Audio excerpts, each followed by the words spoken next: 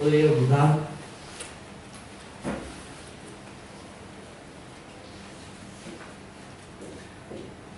Aquí la cuestión inicial de egocentrismo, heteronomía, descentración, autonomía. Aquí, entonces, las cuestiones que Colbert introdució, o sea, el desarrollo lógico formal de aprender, hablar, a entender, no es condición necesaria, es necesaria pero no es suficiente para desarrollar una conciencia moral. O sea, que yo conozca cosas no es suficiente para que yo haga mi moral, ¿no? Es decir, Piaget demostraba cómo se conocía, ¿sí? Se conocía autónomamente. ¿Cómo nos formamos epistemológicamente sujetos de conocimiento? Exacto. ¿Cómo? Y por tanto, la capacidad de un pensamiento lógico formal, que normalmente la educación es responsable, no solamente, pero normalmente, y ahí hay, por ejemplo, la educación como un derecho humano fundamental, porque es uno de los medios modernos para permitir que los sujetos sean sujetos cognitivamente capaces de un pensamiento lógico formal.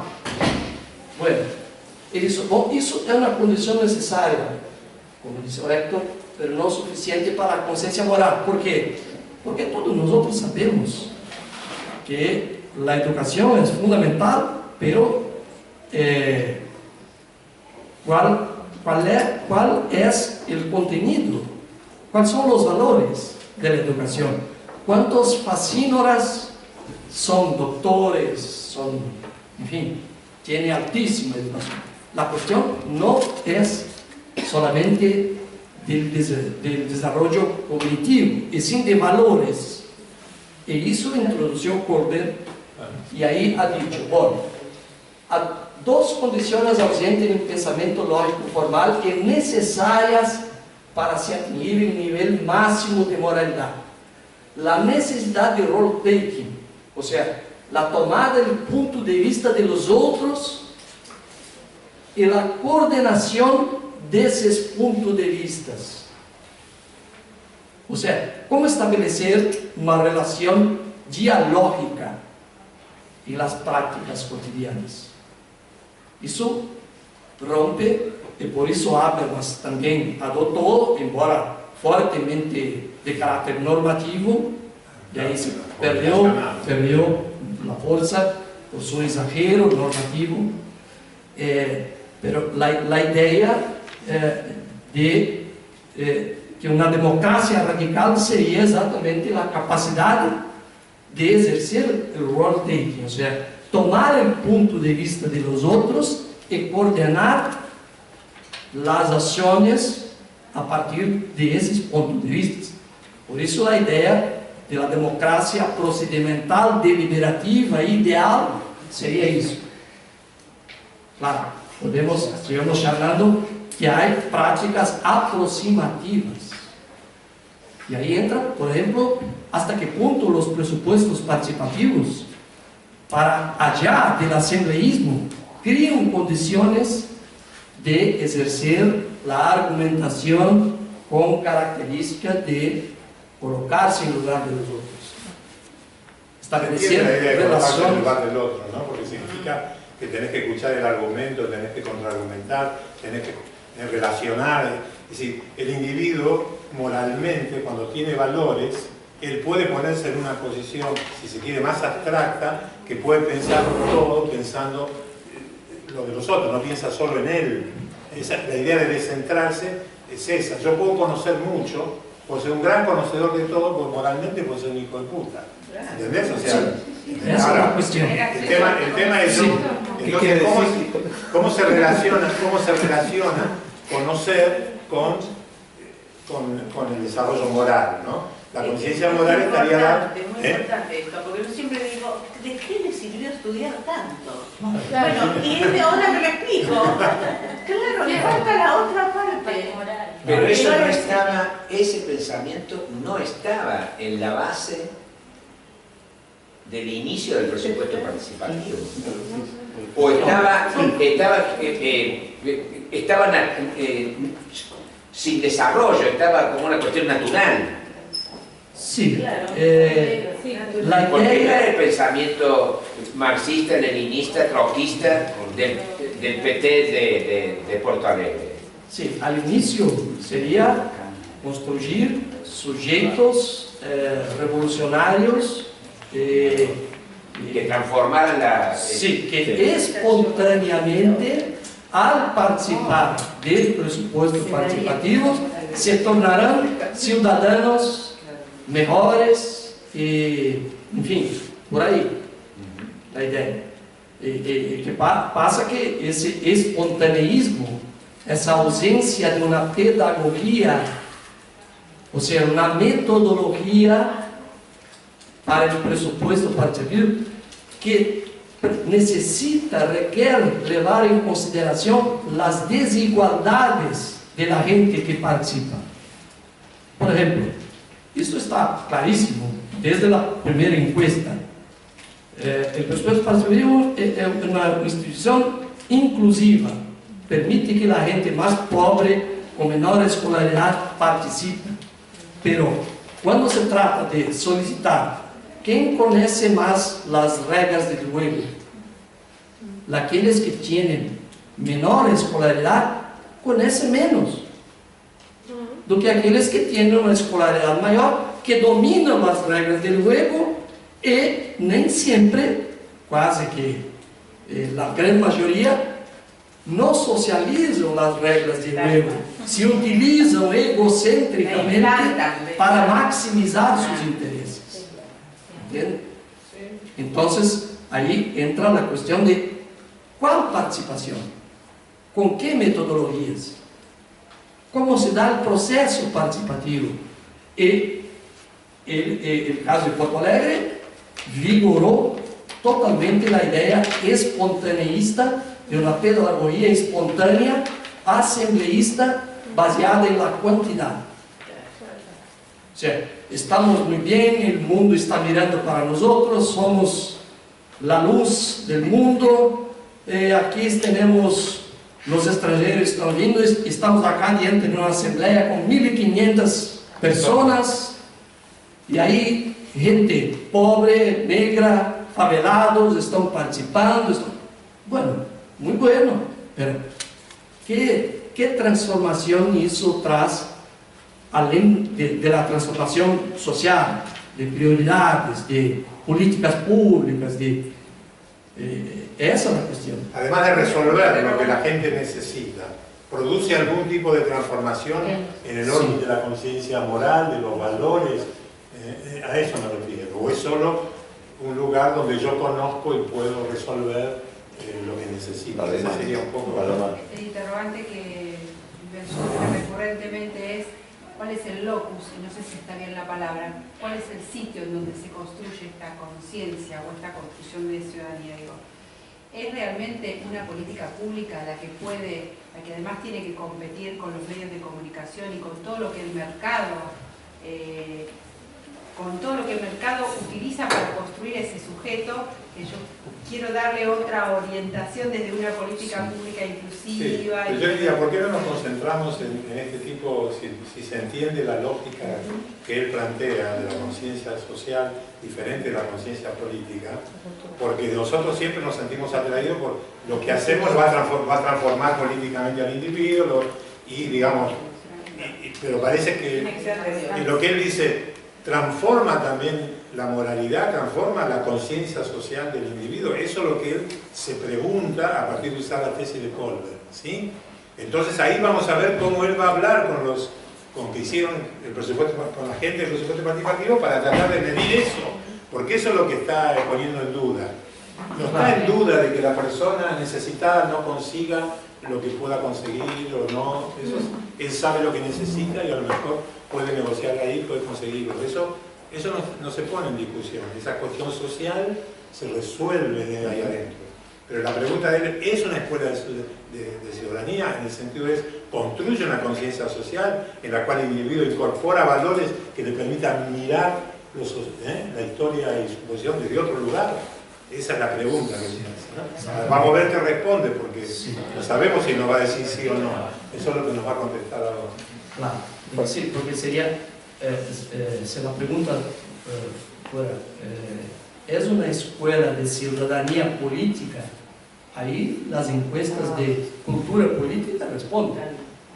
Pero si hablamos o pensamos de una escuela de ciudadanía, no solamente política, pero social, en fin, más amplia, ahí otras cosas, pero tu preocupación es fundamental, sí, porque hay una múltiples agencias y, que entran en grupo. Entonces, decía, la necesidad de tomada del punto de vista de los otros, y segundo, ahí introdujo la cuestión de valores, que sería el principio de justicia, algo que Piaget no se preocupó. Bueno, entonces, allí adoptó el criterio de justicia creciente para con la relación teoría e investigación empírica. No, aquí no estamos diante de un autor que solamente filosofó, no, estamos hablando de un psicólogo que movilizó una tremenda bibliografía filosófica y sociológica con mucha investigación empírica para construir ese arcabouço teórico.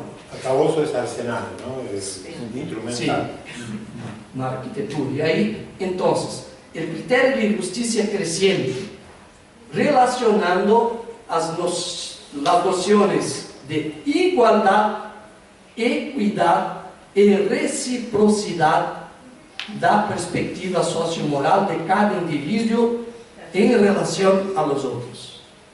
O sea,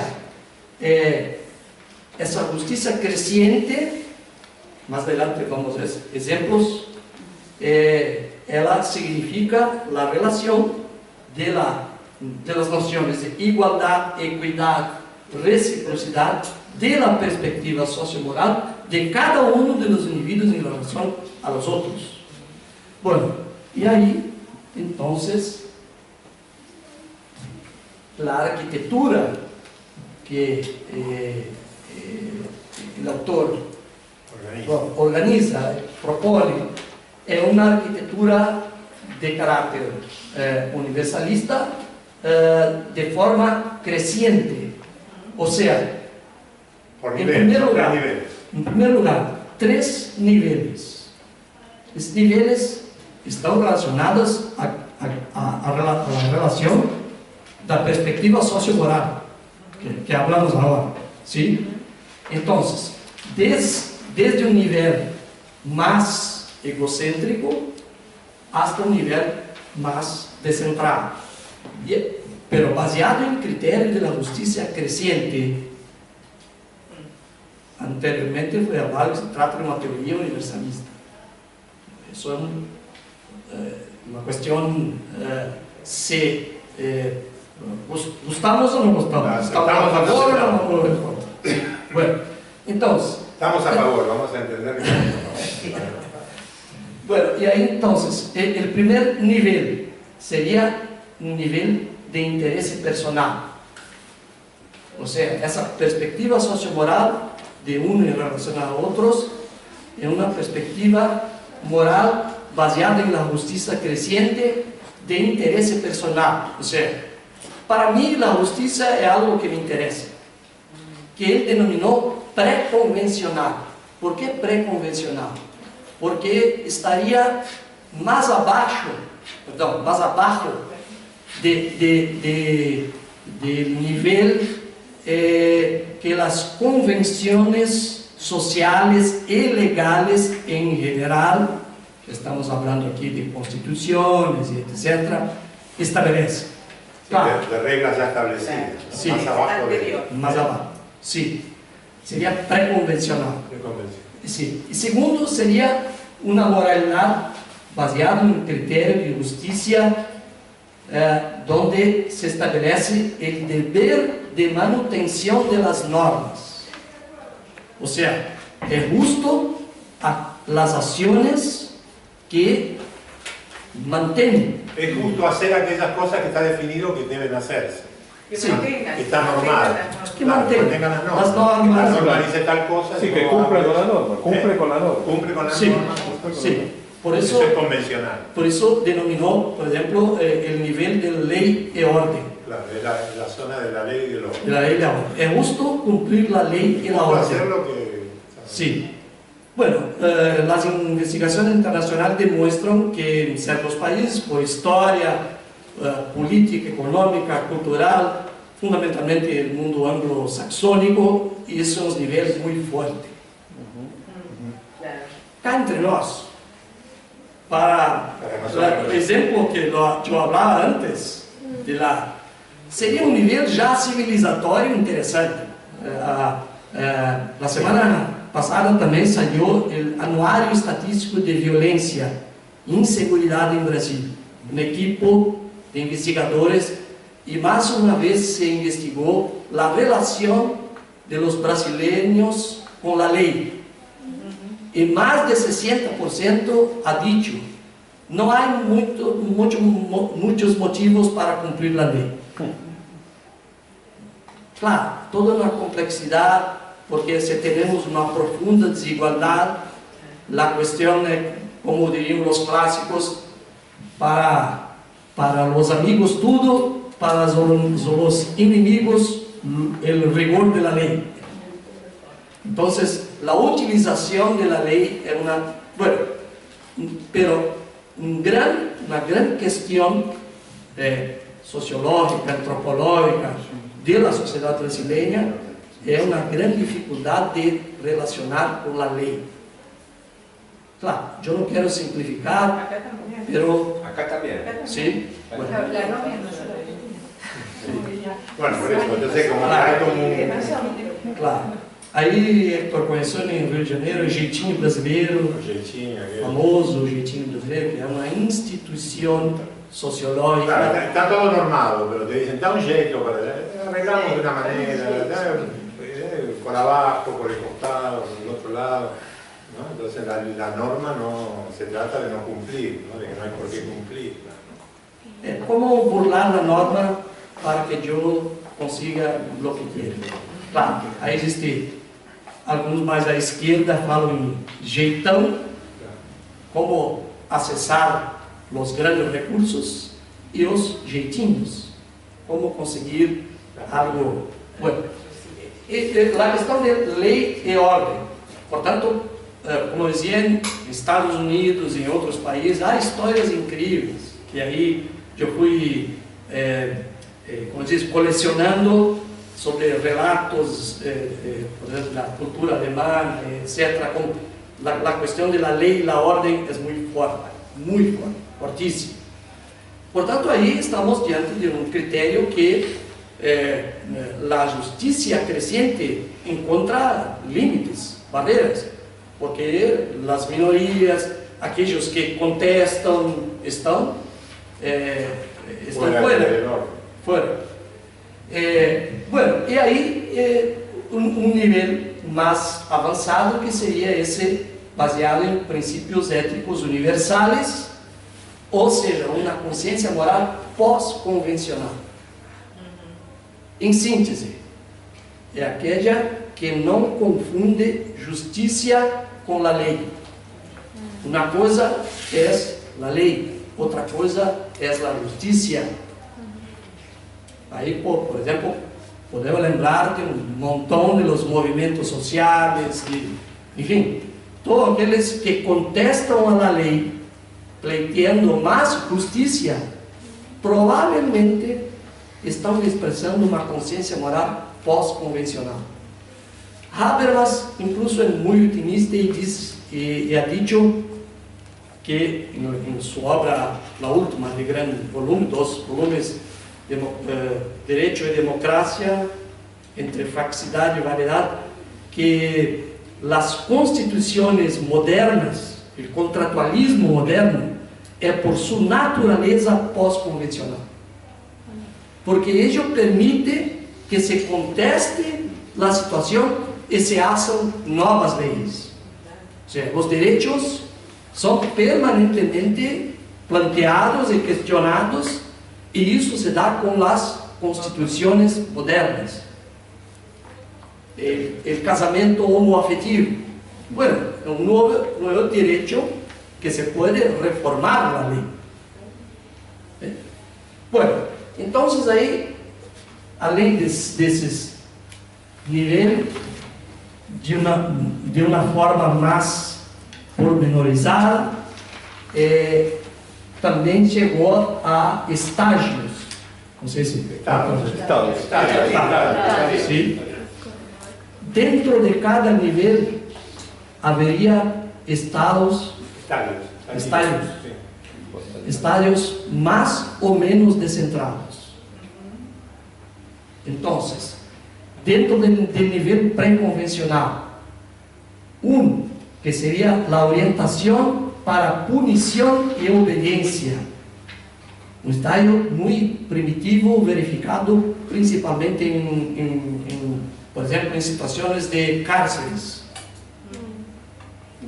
Eu tenho que fazer o que me faz sobreviver. Se tenho que matar o outro, lo vou golpear e matá-lo, porque tenho que sobreviver. Esse é o estágio claro. Primario. Sim. Outro seria o individualismo hedonista. Ou seja, ainda pré-convencional seria um tipo de perspectiva sociomoral, ou seja, uma nação que visa fundamentalmente satisfazer as necessidades, os desejos individuais que me trazem prazer, que me trazem satisfação. ¿Sí? Aquello que me gusta, hago lo que Claro, quiero. claro. Sí, yo creo que, por ejemplo, y ahí discuto un poco, en la realidad brasileña, hay una ley social muy famosa y muy practicada que se llama Ley de Gerson. Era un jugador de fútbol de la selección brasilera, Gerson. La selección brasileña de 70, en México. un carioca, Gerson, hizo una propaganda en televisión, una propaganda de una marca de cigarro, diciendo, todo brasileño gosta de levar vantagem, ¿sí? Usted también, fume tal. De tener ventaja. La ley de sacar vantagem. O sea, y ficou conocida nacionalmente como ley de Gerson, que es muy practicada. Porque él sacaba ventaja fumando. Yo pienso cómo sacar vantagem de las cosas que pueden traer vantagens. No interesa los otros, no Llegaba interesa. antes al cáncer. Hago lo que Claro. me da. Claro. Llegaba antes al cáncer después. Llegaba antes de la ventaja. 30 años después la propaganda. Sí. La ventaja fue llegar antes al cáncer. Sí. Y claro, podemos tomar como un ejemplo extremo la delincuencia, por ejemplo, 9 Raínas. Sí, bellísimo, una bellísima película. Pero no es eso, no es la cuestión de la delincuencia, es la cuestión de una relación cotidiana, Sí, claro. social, cómo sacar ventaja de las cosas. ¿Sí? Bueno, y ahí entraríamos en nivel convencional, o sea, el nivel de ley y orden, que por un lado el estadio 3, ello denominó orientación de buen mozo, buen garoto, buen individuo, o sea, es un estadio Buen muchacho. sí, donde la perspectiva sociomoral sería aquella que beneficia a la gente que está próxima a mi círculo. Por eso, buen joven, o sea, se beneficia a mi grupo, a mis familiares, a mis amigos. Bueno, es una acción justa. Y ahí yo creo que hay una posibilidad muy grande, pero no una relación perfecta, con la idea de jeitinho brasileiro. Es una discusión de una tentativa analógica, sí, de cómo pegar. Embora hay diferencias, porque el jeitinho brasileiro ha sido estudiado sociológicamente y antropológicamente, incluso con investigaciones, encuestas empíricas, como que va de la práctica del favor a corrupción. Hay una escala. Ustedes ven jeitinho y jeite que se usan en el lunfardo, ¿sí? El jeite es el modo de arreglar, el asunto, llegar por un medio cualquiera que yo conozco, ¿no? Beneficiarme utilizando una trampa, una cosa corrupta. Jeite. Algunos antropólogos hablan en cómo ser más igual que los otros. Como yo hago para ser más igual que los otros. ¿Entiende? En vez de ser igual, quiero ser más igual. Más igual. Orwell. Sí. Orwell, claro. Sí. Bueno, y ahí entonces el estadio 4, que sería puramente de la ley y orden, o sea, preservación del sistema, justo aquello que está en la orden, en la ley, y ahí ciertamente históricamente poderíamos pensar hoy en varios países europeos que están viviendo los graves problemas con la inmigración, países que fueron colonialistas, por ejemplo en Francia, la gente que es descendente de los países colonizados y no son nem considerados franceses y tampoco son argelinos, marroquinos, y ahí hay movimientos, incluso algunos años atrás, de profunda rebeldía, pero la idea de ley y de orden es muy fuerte para una parcela de la sociedad. Y hay una condenación muy fuerte, por ejemplo, a movimientos sociales que cuestionan la ley y la orden. El movimiento de Sin Tierra, todos los movimientos que cuestionan. Cuando cortan la calle. Y una parcela muy grande de la gente dice, no, hay que aplicar la ley, hay que ser riguroso. En Brasil hay una campaña fortísima para disminución de la edad penal, de 18 para 16 años. Uno de los motes de la campaña de Aécio era ese, porque hay un grande apelo social frente a la inseguridad, a la violencia. Y sabemos que las prisiones brasileñas son de edad media. Perdió la posición. Se perdió. Perdió por poco, pero perdió. Pero hay un apelo social muy fuerte. Hoy, si se hace un plebiscito, una consulta popular, aprobarían pena de muerte y disminución de edad penal. Bueno, Uruguay. Es fortísimo. Sí, en Uruguay perdió definitivamente. Sí, increíble. Uruguay, por un plebiscito, no aprueba la disminución. Es increíble. Qué inveja. Fue lo mejor. Bueno, pero este ejemplo me parece que ayuda mucho, porque la conciencia social que implica querer que se aplique la ley y el orden tal cual está establecida como criterio de justicia, la justicia de que se aplique la ley y el orden, no es el mismo criterio de justicia que se le aplicaría a quienes necesitan mejorar su situación, ¿sí? ¿Entiendes? O sea, es una conciencia social como limitada porque solo ve como justicia que se cumpla lo estrictamente definido y no ve como situación de justicia las cosas que están pendientes en la vida, ¿no? Sin abrir juicio de valor, las usurpaciones en las grandes ciudades por falta de terrenos para hábitat popular, Sí. Conlleva a violentar la ley y el orden, Claro. pero al mismo tiempo, por la ley y el orden, la gente no tiene No tiene posibilidad plan. de... Exactamente, sí. Por ahí, un ejemplo clásico de la vida urbana en gran parte de los países latinoamericanos. hay que ocupar, construir habitaciones, moradias, contra la ley y la orden, en principio, porque en Brasil hay una legislación de la función social de la ciudad, de la propiedad, que lamentablemente los jueces no aplican.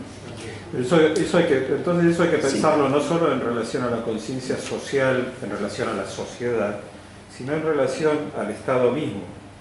Porque, por ejemplo, el Estado, como garante del orden social, se coloca en el estadio convencional. Digamos, el sistema judicial, por ejemplo, funciona en ese estadio. ¿Por qué? Porque lo que pretende el sistema judicial, estamos hablando del sistema de la justicia, la policía y el sistema penitenciario. Esos sistemas lo único que tienden es a sostener y reproducir el orden social. Todo lo que altere ese orden social, digamos, es visto como contra la ley y el orden. Entonces, hay una potencia que está puesta en el orden social, más que en la ley y el orden. Porque la ley pareciera, esto es una opinión mía, ¿no?, que se la coloca en la situación que se colocó el juez frente al policía, en la situación de Dios. En cambio, la justicia estaría ocupando ese valor. Pero lo que realmente la situación es la del orden social. Ese es el punto. Entonces, el Estado también estaría operando en ese nivel, en su gestión normal, convencional. Para un ejemplo práctico, en Córdoba, hace 2 días, el debate es si las familias que usurparon terreno tenían derecho a agua o no. Por lo tanto, Perdón, un recurso muy escaso en Córdoba, la agua. Cientos de familias usurpando un terreno que no tenían acceso al agua potable porque la intendenta del pueblo dijo no obturen ese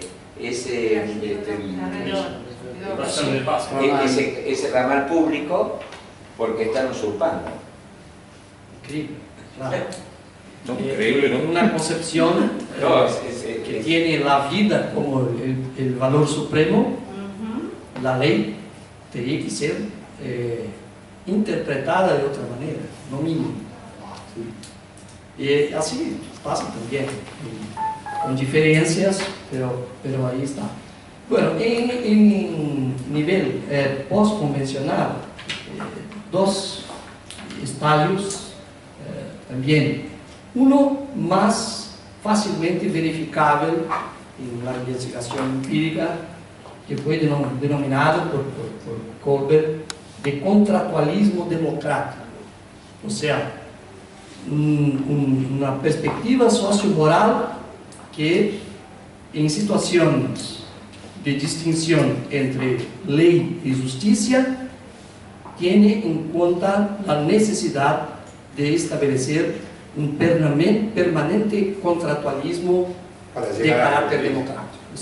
En este caso, tiene que flexibilizar para una situación porque hay un valor mayor do que la ley y la orden o el valor de la propiedad. En este caso es un valor absoluto. En cuanto que, por ejemplo, la Constitución en Brasil, el capítulo urbano, el capítulo de política urbana, donde tuvo una grande participación, la propiedad no es un valor absoluto. Pero pasa que el sistema judicial no interpreta así. Y ahí hay revoluciones violentas. Há pouco tempo, hay un prédio grande, que era un hotel antigo en el centro de São Paulo, no sé si se vieron. Fue una guerra en el centro de São Paulo. Porque hay muchos movimientos de lucha por moradia. Sí, la gente resistió hasta que puede. Pero la represión fue mucho mayor. En Barcelona mismo, un caso semejante. Acá también, por ejemplo, con la reforma del Código Civil no se incorporó la función social de la tierra, de la propiedad. Y sin embargo se avanzó en otras institucionalidades de familia, en el reconocimiento de los derechos de la mujer, de género, bueno, cuestiones de la familia, pero no se avanzó con esa Sí se avanzó en el tema de la propiedad, como lo dijo Heitor de Velasco en su nota de La Nación. Porque se avanzó, pero para garantizarla aún más. Porque se incorporó lo que no estaba todavía en el derecho de propiedad, los barrios cerrados, los condominios, los countries. Ahora, como dijo la jueza de la Corte en una nota del diario La Nación, ahora pueden estar tranquilos porque está totalmente garantizado en el nuevo Código Civil, que no incluyó la propiedad social de la tierra, pero sí se encargó de reforzar los mecanismos que garantizan la propiedad privada de la tierra. Eso está publicado en el diario La Nación. La propiedad social de la tierra está definida en la Constitución. Sí. También está legislada en la provincia de Buenos Aires, pero no se aplica. Estamos en otra discusión, pero tratemos de entender estas categorías porque son las que él va a usar para medir si el presupuesto participativo produce o no produce conciencia social. Por ejemplo, cuando con lo de seguridad democrática sí hay todo un acuerdo de contractualismo democrático, ¿no? Con principios, sí. Parece como un post convencional, con nuevos planteos, como un operador, ¿no? Sí. Valores de justicia.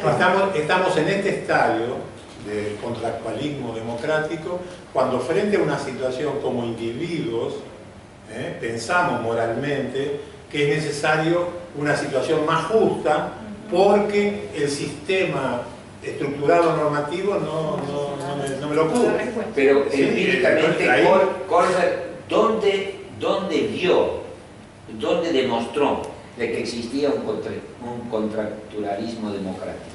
Sí, ahí entraremos un poco más, sí, pero la idea clave es el principio de justicia creciente. Incremental. Sí, ahí entra la cuestión valorativa. Estás en otro nivel del concepto de justicia como Sí. individuo, ¿sí?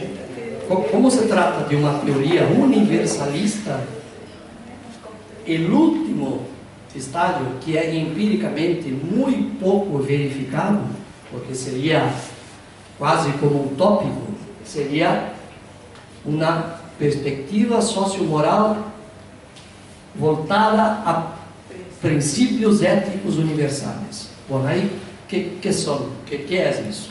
Seria algo não definido de forma substantiva, pero definida em sentido de que a perspectiva sociomoral entende que, mais allá de contratualismo democrático, a ideia de uma ação, de uma perspectiva sociomoral pós-convencional está totalmente baseada em que a justiça é justiça quando é baseada em princípios éticos universais, que tem, entre outras coisas, por exemplo, a vida como valor supremo.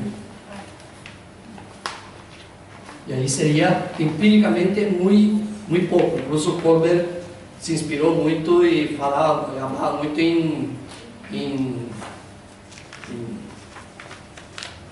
liderazgo de los derechos civis en Estados Unidos. Martin Luther King lo citaba mucho como una persona que históricamente tenía encarnado la idea de una moralidad baseada donde la vida de él no importaba porque él estaba al servicio de una idea universal de justicia. Podemos pensar en otros ejemplos, en la historia de liderazgos que se tornaron conocidos, pero de gente que son anónimos y que hacen eso diariamente. Pero la idea es esa, o sea, una conciencia moral baseada en principios éticos universales, que es una sutileza, algo, pero ambos estão em nível pós-convencional. E aí, Habermas e outros, enfim, porque acá estamos falando de uma arquitetura teórica que foi apropriada por Habermas, pero aunque pouca gente sabe isso. E, por outro lado, como é o caso da companheira Angela Biagio, lamentavelmente, posterior à defesa da tese, faleceu. Pero ela trabalhava muito com educação ambiental, com esta enfoque teórico. Sim. E Angela Viaggio. Sim. Tem muitos livros publicados em Brasil, não sei se em outras línguas, mas ela trabalhou diretamente com Kohlberg em Harvard, porque em Harvard há um centro de educação moral Lawrence Kohlberg, posterior à morte de Kohlberg. ¿Kohlberg de qué año? Perdón. Pero ¿de cuándo Me dijiste pegó en un libro, Pero es yo creo, contemporáneo. pero no lembro.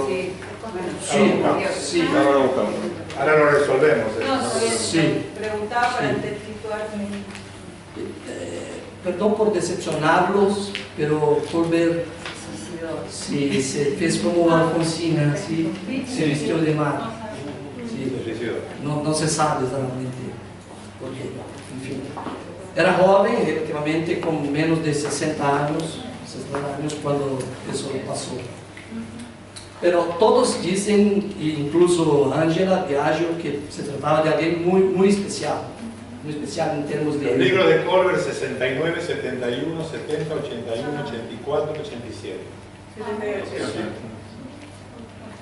69 y 87 es un libro. Sí.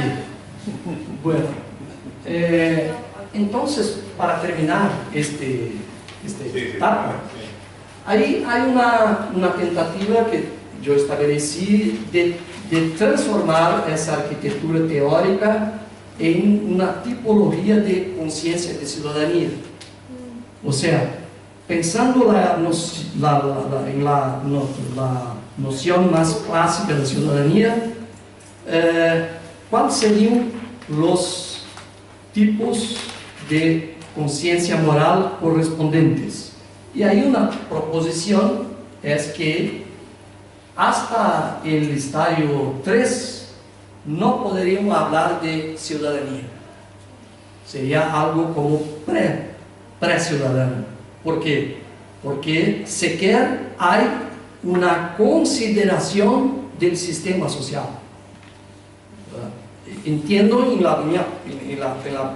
mi perspectiva sociomoral algo que beneficia o me beneficia a los próximos. Sí, a mis amigos o a mí mismo. Sí, no hay una perspectiva de sistema social en términos, por ejemplo, abstracto.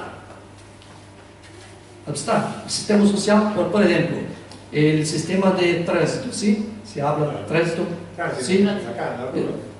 ¿Qué es la señalización del tránsito? Son códigos, signos, que estabelece una relación abstracta entre la gente. Cuando lo miro un sinal, claro, estoy me relacionando con el sinal, pero el sinal estoy me relacionando con el sistema social. La convención. Claro, la convención. Entonces, hasta el estadio 3, El estadio 3 que sería pre-ciudadanía para él. Sí, porque no le dan en cuenta las convenciones del sistema social que son válidos en tesis para todos, independientemente de mis amigos, de mi grupo. A partir de 4 sería algo como una ciudadanía conformada, una ciudadanía conservadora, una ciudadanía que entiende fundamentalmente la justicia como ley y orden, o sea, no está abierta a la transformación, no está abierta a los cambios. Conforme a lo que está definido. Sí, sí. Sea por la ley o sea por la orden. Puede ser, por ejemplo, que por una razón religiosa yo no sea favorable a nuevas formas de unión familiar. Claro. No estoy abierto a esa posibilidad. Es más vinculado a una tradición o a la ley, a la orden social. ¿Un cierto orden? Una orden, eso sí. Y el nivel post-convencional poderíamos hablar del 5, el 6, en fin, de una conciencia de ciudadanía crítica, o sea, de una conciencia social crítica, porque su perspectiva sociomoral, baseada en el principio de la justicia creciente, entiende que el principio fundamental es el principio de la justicia, y la justicia extendida para todos. O sea, es la universalización de los derechos, de las formas, de las relaciones sociales que son y que deben ser, ahí hay un sentido normativo, ¿sí?, las más justas posibles. O sea, eu dizia que o próprio Habermas, que acabou se apropriando e ha dicho que não há transformação social, e aí há uma valorização na teoria de Habermas de los movimentos sociais na esfera da sociedade civil e na importância da esfera pública, porque ele entende, não sei, me parece um pouco polêmico, que todas as grandes transformações contemporâneas não nasceram do mundo sistêmico, ou seja, do Estado e do mercado. Nasceram de los movimentos sociais,